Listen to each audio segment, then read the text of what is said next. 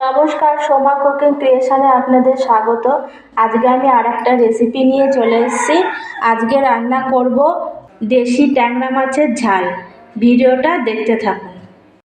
আমি এই ট্যাংরা মাছগুলো কেটে ধুয়ে পরিষ্কার করে নিয়েছি।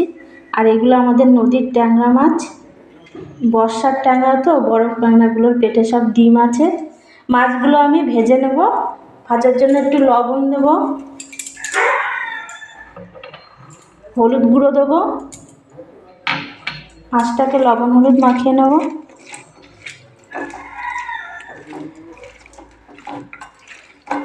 কড়াইতে আমি সর্ষের তেল দিয়ে নিয়েছি। তেলটা আমার গরম হয়ে গেছে। এবার মাছগুলো ভেজে নেব।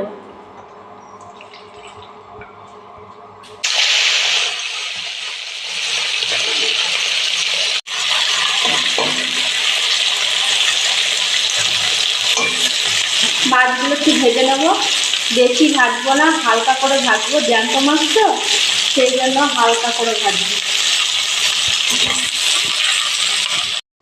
ট্যাংরা মাছগুলো আমার ভাজা হয়ে গেছে। হালকা করে মাছগুলো তুলে নেব।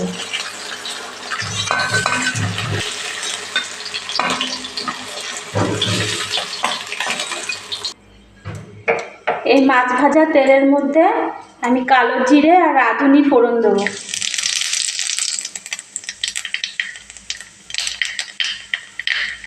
আর কেটে রেখেছি ছোট ছোট করে টমেটোর টুকরোগুলো দিয়ে দেবো।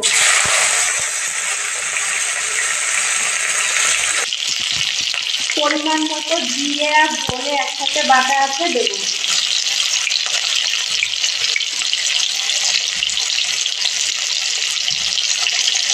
আদা বাটা দেবো পরিমাণ মতো।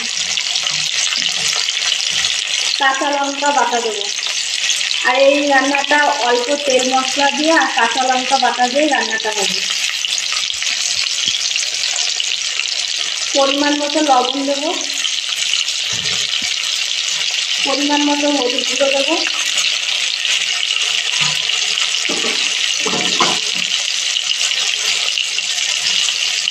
কাঁচা লঙ্কা চিড়ে রাখা কাঁচা লঙ্কা কয়েকটা দিয়ে দেবো।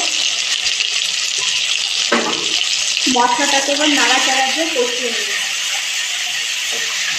মশলাটা নাড়াচাড়া দিয়ে ভালো করে কষিয়ে নেব।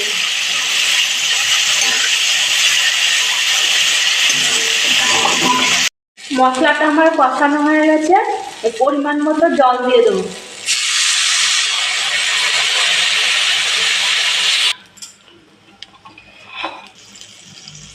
এবার মাছগুলো দিয়ে দেবো।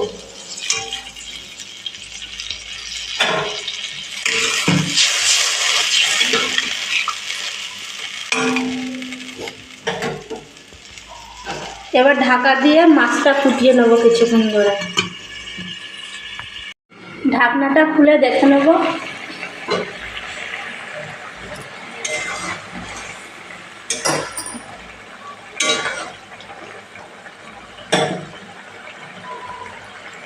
এবার কিছু ধনেপাতা কুচিয়ে রেখেছি, ধনেপাতা কুচিগুলো দিয়ে দেবো।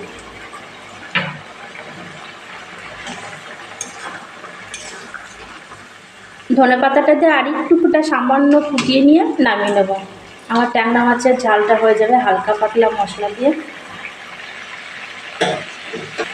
মাছটা রান্না হয়ে গেছে, নামিয়ে নেব। আমি ট্যাংরা মাছের ঝালটা নামিয়ে নিয়েছি। আর এইভাবে কাঁচা লঙ্কা, সম্পূর্ণ কাঁচা লঙ্কা দিয়ে হালকা পাতলা তেল মশলা দিয়ে রান্না করে খেয়ে দেখবেন। এরকম জ্যান্ত মাছ, ট্যাংরা মাছের ঝাল ভীষণ ভালো লাগবে। আর এইভাবে খেয়ে আমাকে অবশ্যই কমেন্ট করে জানাবেন কেমন হয়েছে। ভালো লাগলে পাশে থাকবেন।